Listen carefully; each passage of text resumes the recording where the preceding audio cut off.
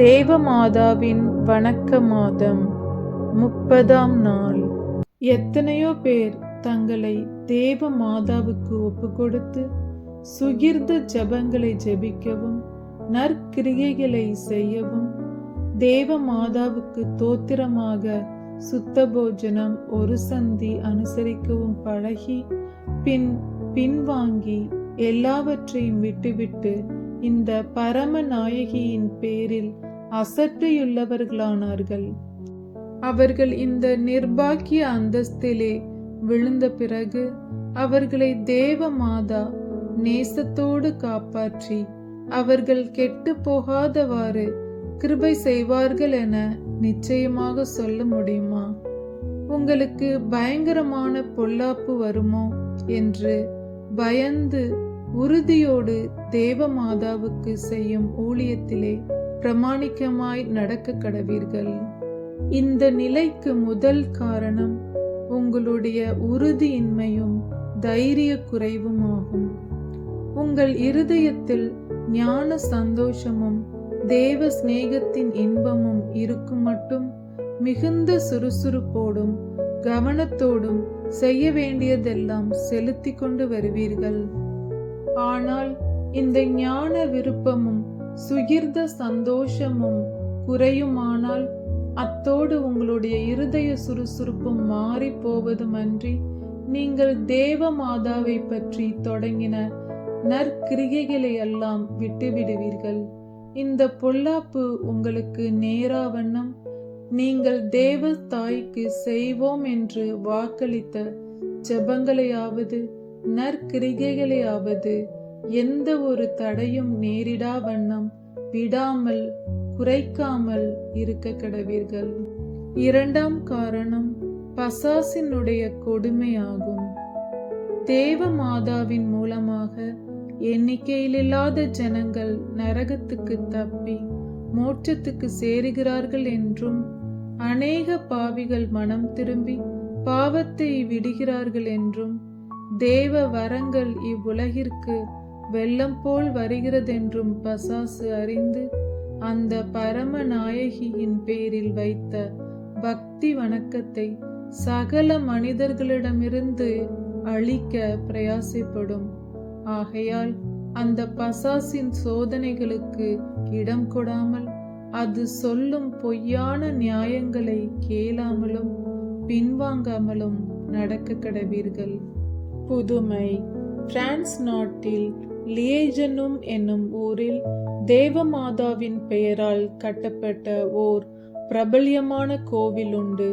அக்கோவிலில் வணங்கப்படுகிற பரிசுத்த கன்னிகையின் திருச்சுரூப வரலாறு மிகவும் விசேஷமுடையது.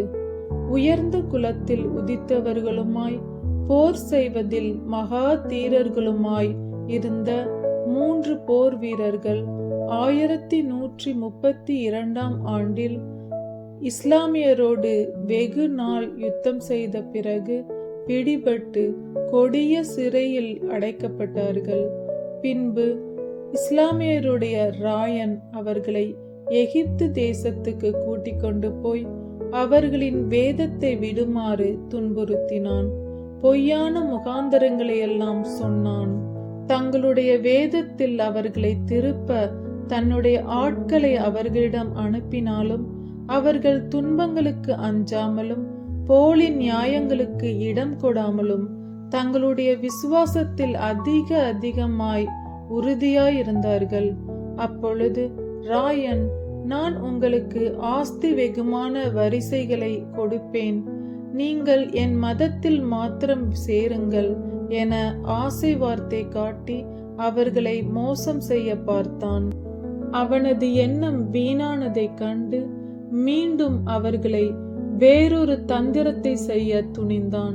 இஸ்மேரியா என்ற பெயருடைய தன் மகளை அவர்களிடம் அனுப்பி அவர்களை தன் மதத்தில் சேர இணங்கும்படி ஏற்பாடு செய்தான்.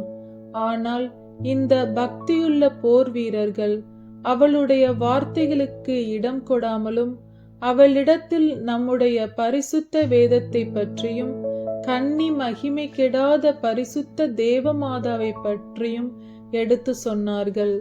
அப்பொழுது அவள், இந்த பரிசுத்த கன்னிகையின் ஓர் படத்தை பார்க்க மிகவும் ஆசையுள்ளவளாய் இருந்தாள். அதற்கு அவர்கள், அந்த சிறைச்சாலையில் எங்களுக்கு ஒன்றும் இல்லாததினால் நீ கேட்டதை எங்களால் செய்ய முடியாது என்றார்கள். அவளோ தனது ஆசையை பொறுக்க மாட்டாமல் அவர்களிடத்தில் ஓர் மரக்கட்டையையும் சில எத்தனங்களையும் கொண்டு வந்து கொடுத்து, எப்படியாகிலும் தேவமாதாவின் ஓர் சுரூபத்தை செய்ய வேண்டும் என்றாள். இந்த போர் வீரர்கள் பரம ஆண்டவளின் பேரில் தங்களுடைய முழு நம்பிக்கையை வைத்து தங்களுடைய இக்கட்டுகளில் உதவி செய்யுமாறு மிகுந்த பக்தியோடு மன்றாடினார்கள். மறுநாள் காலையில் விழித்தெழுந்து தங்களுடைய சிறைச்சாலையை நோக்கவே மோட்சராக்கினியின் நிகரில்லாத ஒரு பிரகாசம் பொருந்திய சுரூபத்தை கண்டார்கள். உடனே அந்த அற்புதமான சுரூபத்தின் முன்பு சாஷ்டாங்கமாக விழுந்து சர்வேஸ்வரனுக்கு தோத்திரம் செலுத்தினார்கள். அப்பொழுது ராயனின் மகளாகிய இஸ்மேரியா அங்கு அவர்களை சந்திக்க வந்தபோது தேவமாதாவின் திரு சிறுபத்தின் இன்பமான பிரகாசத்தையும் கண்டு பிரமித்து தெண்டனிட்டு அதை பக்தியுடன் வணங்கினாள். அன்று இரவு வேளையில் தேவமாதா இம்மூன்று போர் வீரருக்கும் தம்மை காண்பித்து அவர்கள் அடிமைப்பட்டிருக்கும் நகரை விட்டு போகுமாறு பணிந்தார்கள். அதுபோலவே அரசனின் மகளுக்கு தம்மை காண்பித்து அவளும் நகரை விட்டு இம்மூன்று கிறிஸ்தவர்களோடு செல்லுமாறு கேட்டுக்கொண்டார்கள். ஆதலால் நால்வரும் மோட்சராக்கினியின் விசேஷ உதவியினால் அந்நகரை விட்டு ஆபத்தின்றி வெளியேறியதுடன் தாங்கள் வைத்திருந்த தேவமாதா சுரூபத்தை மிகுந்த பத்திரமாக கொண்டு போனார்கள். அவர்கள் நகரை விட்டு வெளியேறினாலும் அவர்கள் இஸ்லாமிய தேசத்தில் இருந்ததன் காரணமாக என் நேரத்திலும் தங்களுக்கு ஆபத்து ஏற்படலாம் என கலங்கியவர்களாய் அப்பொழுது என்ன செய்ய வேண்டும் என்று தங்களுக்குள்ளேயே ஆலோசனை செய்து நித்திரை செய்தார்கள். பின்பு எழுந்து பார்க்கும் பொழுது தாங்கள் இந்த இரவு வேளையிலேயே எகிப்து தேசத்திலிருந்து தங்களுடைய சொந்த பூமியான பிரான்ஸ் தேசத்துக்கு தேவ வல்லமையினால் கூட்டிக் கொண்டு வரப்பட்டதை அறிந்தார்கள். அந்த அற்புதத்தை அவர்கள் கண்டு தங்களுக்கு நிகழ்ந்தவைகள் அனைத்தையும் மற்றவர்களுக்கு அறிவிக்கும் பொழுது எல்லோரும் மகா அற்புதம் என்றார்கள். முன் சொல்லப்பட்ட தேவமாதாவின் அற்புதமான சுரூபம் அவர்களோடு இருந்ததினால் அவ்வூர் ஆயர் அந்த அற்புத வரலாறை அறிந்து வேண்டிய பரிசோதனை செய்து ராயன் மகளான இஸ்மேரியாளுக்கு ஞானஸ்தானம் கொடுத்து மரியாள் என்ற பெயரை அவளுக்கு இட்டு அவர்கள் நால்வரும் இருந்த இடத்திலேயே தேவமாதாவின் பெயரால் ஒரு கோவிலை கட்டுவித்து மேற்சொல்லிய சுரூபத்தை அதில் ஸ்தாபித்தார்கள்.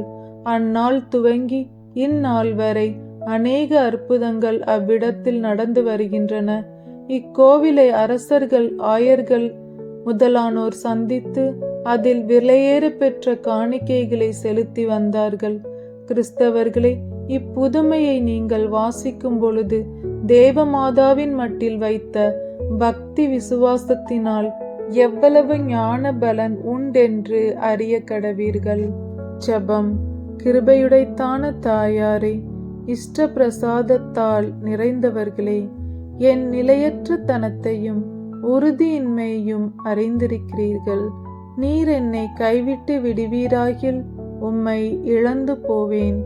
ஆகையால் நான் உம்மை இழந்து போகாதபடிக்கு என்னை கை தூக்கி காப்பாற்றியருளும். என்னை உமது அடைக்கலத்தில் வைத்து உமது பிரமாணிக்கமுள்ள ஊழியர்களில் என்னை ஒருவராயிருக்கச் செய்தருளும்.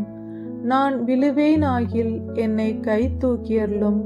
நான் தவறி போவேனாகில் எனக்கு உமது நல்ல வழியை காட்டியருளும்.